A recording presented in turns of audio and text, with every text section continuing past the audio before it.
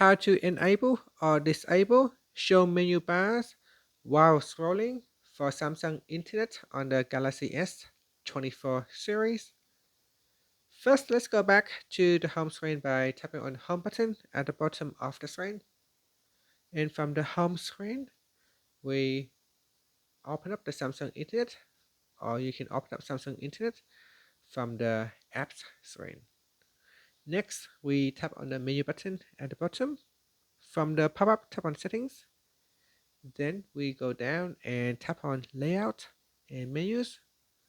From here, tap on show menu bars while scrolling. Tap on the toggle button to turn it on or switch it off.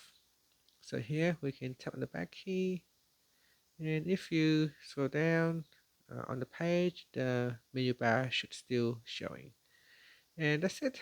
Thank you for watching this video. Please like and subscribe to my channel for more videos.